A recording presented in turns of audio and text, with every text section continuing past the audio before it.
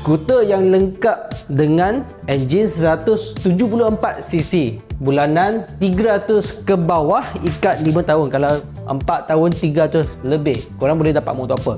Inilah dia Keyway XDV 180 Evo. Saya tunjuk ni mana POV. Let's go.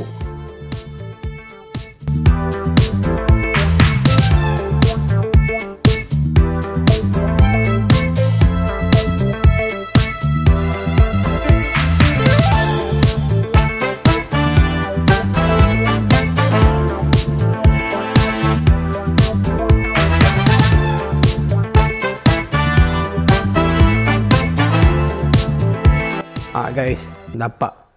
Inilah dia. Saya cuba startkan motor dulu.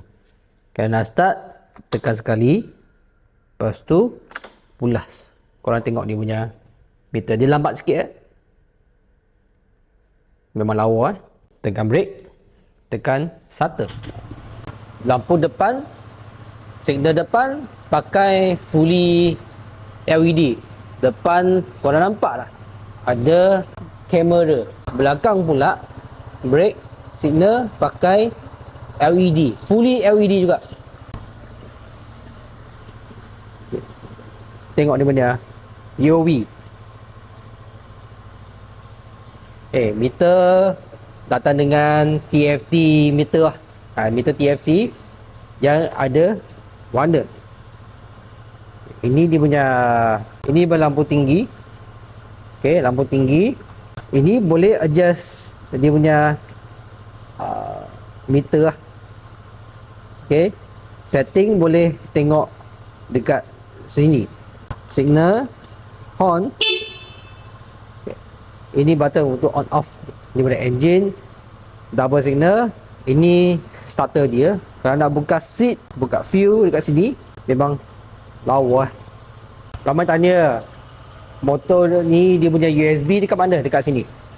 Kita kan ni belah kiri ada USB Type A. Motor ni datang dengan 2 kompartmen. Belah kiri, kanan pun ada. Kalau korang nak buka dia mana kompartmen, korang kena tarik tarik kuat sikit sebab dia pakai magnet. Kompartmen dia tak dalam sangat kompartmen dia, tapi cukup letak satu biji handphone.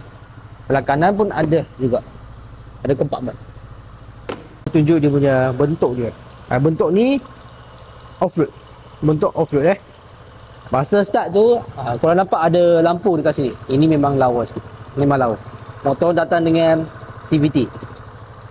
Tayar macam ni. Sini belah kanan pun ada lampu.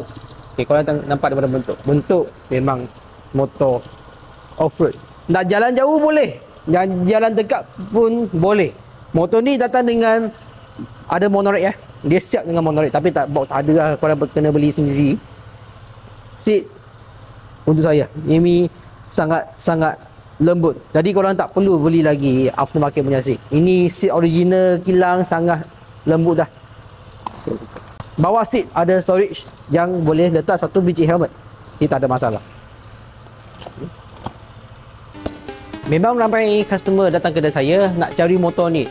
Jadi sekarang ni ada ready stock dekat kedai saya, dekat Jalan Berserah, Kuantan, sebelah Public Bank. Guys, ingatlah, kedai saya bukan setakat jual motor saja.